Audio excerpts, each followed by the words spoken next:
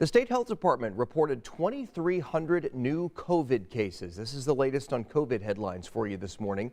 Here's a look at the numbers now. 19 more Hoosiers have died. Indiana has had more than 996,000 positive cases since the pandemic began about a year and a half ago. And right now, more than 4,200 additional Hoosiers are fully vaccinated. The FDA is looking into vaccine boosters. Friday, an FDA advisory panel endorsed the Johnson & Johnson COVID-19 booster. Jay Gray tells us what this means for the people who got that J&J vaccine. So we do have 19 out of 19. With a unanimous vote, Food and Drug Administration has added Johnson & Johnson to its emergency authorization list of COVID booster shots. We want to provide optimal protection against COVID, and we know that a booster dose will do that.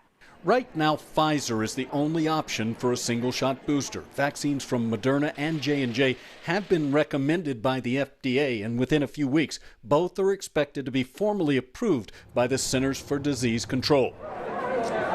As the back and forth over boosters continues, for millions, so does the lingering debate over whether to get the initial dose. It's just a lot of all over the place and a lot of uncertainty. Mark Hall hadn't had the shot and didn't plan on getting it when he struck up a conversation in a Florida bar with Dr. Dwayne Mitchell. And I said, this is kind of a little bit of a wild story. Their bar chatter turned into a 3.5-hour discussion about COVID and the vaccine. Literally, it was a debate. Hall knew administering the vaccine was not a part of the doctor's routine at the University of Florida. So in a last-ditch effort to avoid the jab, he said, "You do it, fine, let's do it." And without hesitation, he jumped up, "Fine, we'll figure out a way." And we were able to meet up literally within a few days, and with him and his family having him take his first shot.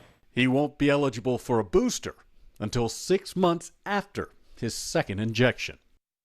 Jay Gray, NBC News.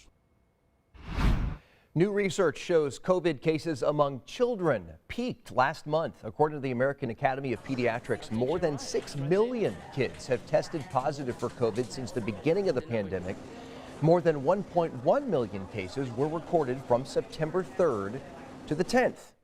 New information from the CDC shows COVID deaths among children under 15 also reached the highest level we've seen in September, with 41 children dying of COVID from September 4th through October 2nd. Next month, the U.S. will open its borders to fully vaccinated foreign visitors. Starting November 8th, travelers will be able to come back in by plane, boat, or by car. The White House plans to release more details on this pretty soon. Officials are saying there are very limited exceptions to allow someone who is not vaccinated